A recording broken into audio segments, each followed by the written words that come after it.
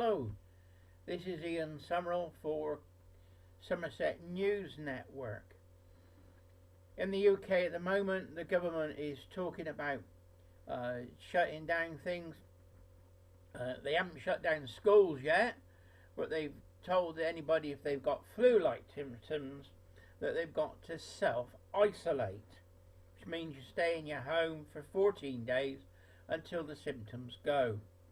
The important thing is that you don't transmit the coronavirus if you've got it.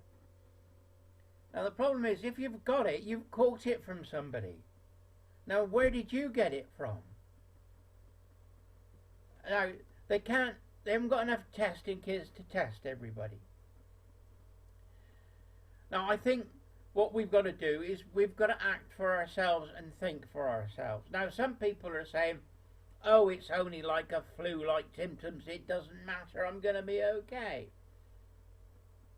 But what you've got to do is you've got to have things in place to help protect yourself and your family. If you've got an illness or you're elderly, you have to be able to have precautions. You've got to think. You know, I don't want to see anybody harmed. And I don't want to see anybody die. You know, this isn't a flu. This is a virus. It gives you flu-like symptoms. Now this morning I've had a couple of things handed to me, and they've said, oh, Ian, do a video on this. And I'm thinking, hang on a minute. I don't want to be a scaremonger.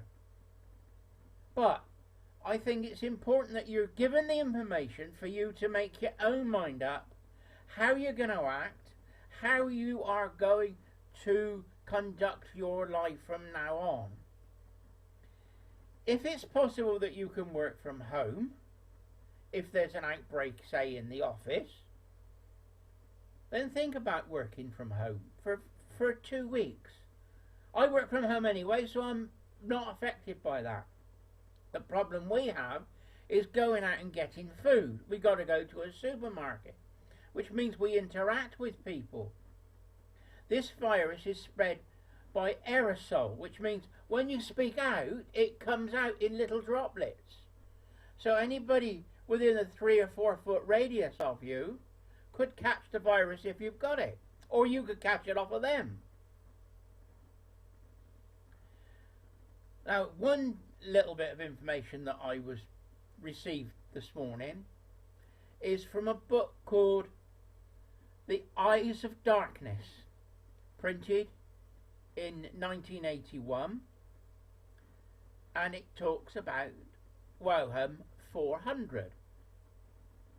Now, how did the guy know that there was going to be a virus that's going to be a pandemic around the world for a book in 1981?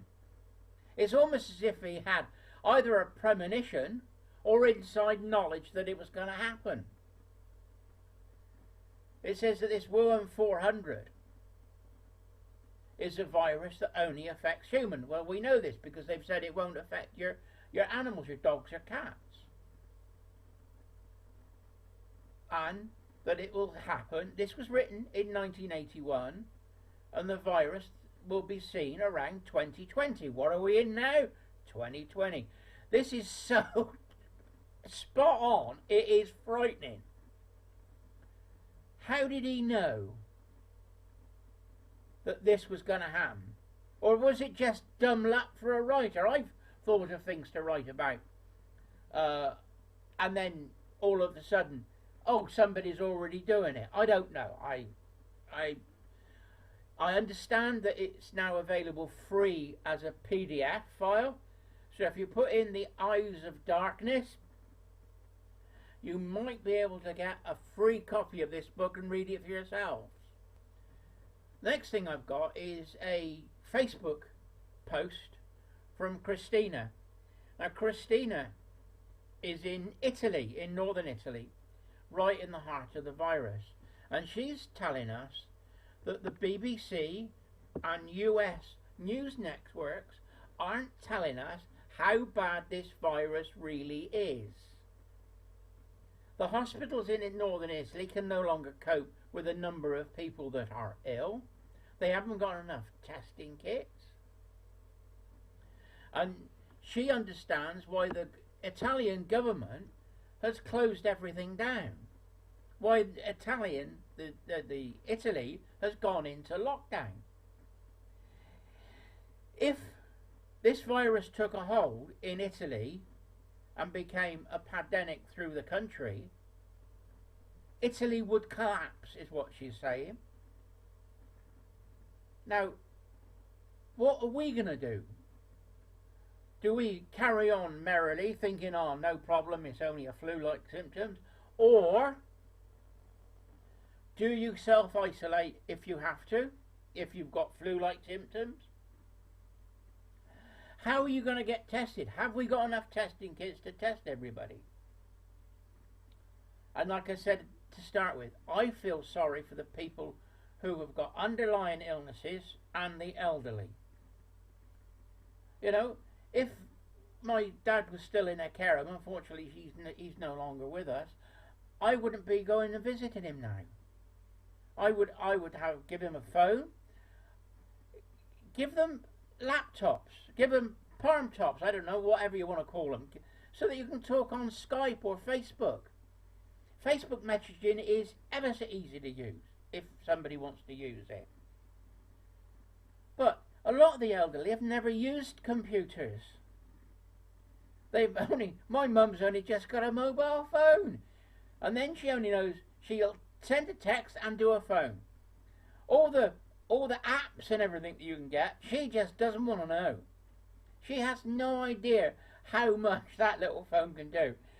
You know, she doesn't realise a phone is more than just a phone now. It's a mobile little computer, you know, that you've got on a screen.